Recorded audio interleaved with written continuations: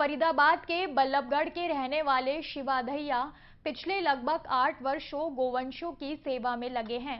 वो गोवंश के इलाज के साथ साथ उनके मृतदेह का भी विधिवत अंतिम संस्कार करवाते हैं। ये सब वो अपने और अपनी संस्था द्वारा जुटाए गए चंदे के पैसे से करते हैं, लेकिन लगातार कहने के बाद भी उन्हें सरकार की तरफ से कोई मदद नहीं मिली।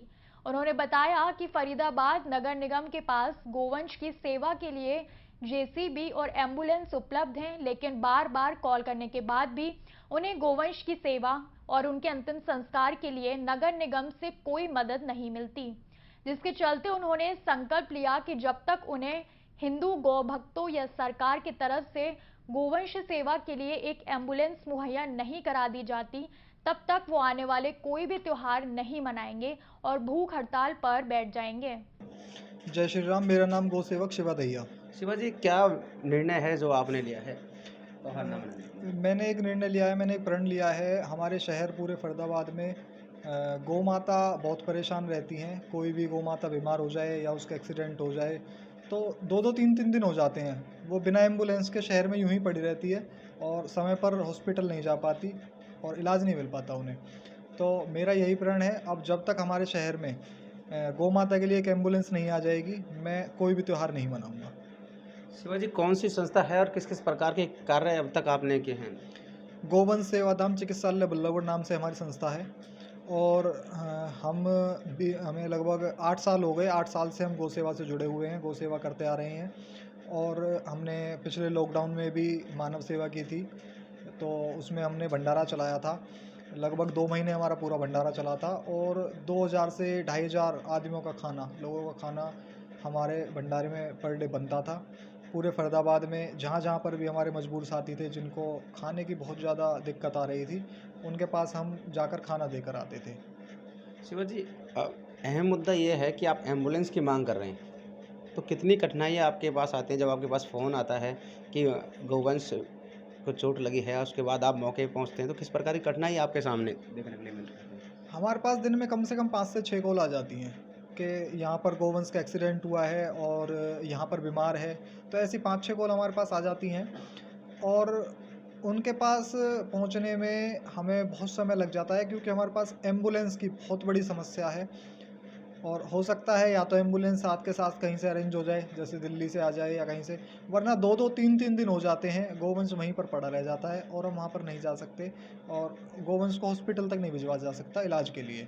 तो शिवा जी, क्या आपने नगर निगम से या सरकार से मांग की है कि एम्बुलेंस की ज़रूरत है? ऐसा कुछ मांग आपकी तरफ से की गई है? नगर निगम के पास तो हम बहुत बार कॉल करते हैं, क्योंकि नगर निगम के पास पहले से ही 2-3 गाड़ियाँ खड़ी हुई हैं जो गौ सेवा में चलनी चाहिए।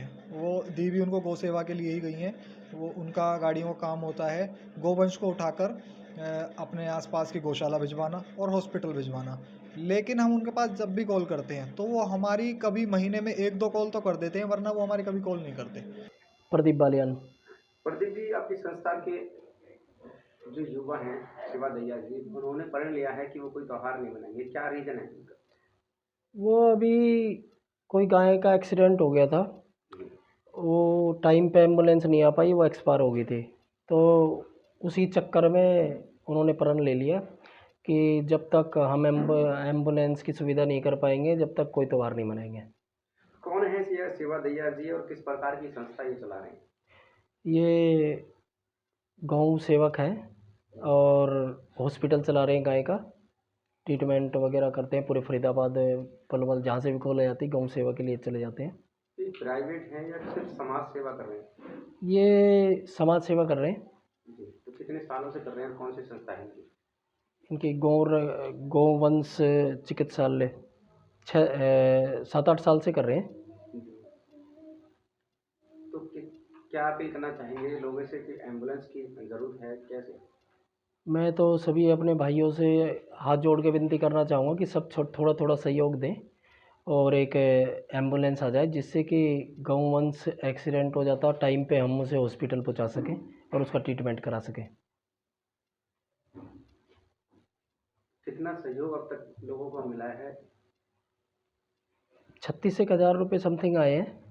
बाकी हमने अपनी बुक दे रखी है काटने के लिए, पर्ची वगैरह, और बाकी जो आ जाएगा वो ठीक है, बाकी हम सब मिल के करेंगे, एक एम्बुलेंस का जुगाड़ करेंगे फ़िलहाल। फरीदाबाद के कितने शहर तक ये कवर करते हैं, इस प्रकार की जो कॉलें आती हैं, कहाँ से कॉलें आती हैं? फरीदाबाद में बदरपुर बॉर्डर तक, इधर पलवल तक भी चले जाते हैं कई बार, अगर कोई कॉल आ जाती है तो। गोवंश को जो मिट्टी देने की जो बात है, कितना खर्चा आता है और किस किस की मदद से? गौवंश में 1000 रुपये तो जेसीबी वाला ले जाता है, जी। और नमक वगैरह फिर वो लाना पड़ता है उसके लिए, यही खर्चा आता है 1000-1200 का, 1200 के आसपास। किसी का सहयोग मिलता है इनको या फिर अपने? नहीं, हम सब भाई मिल के आपस में करते हैं, दवाई वगैरह सब अपने आप करते हैं। तो सभी युवा शिवाजी के साथ? बिल्कुल जी, शिवा भाई के साथ है। 100% प्लेसमेंट के साथ हम देंगे आपको मौका। Life 24 media institute, admission open. Registration के लिए कॉल करें 9560464170।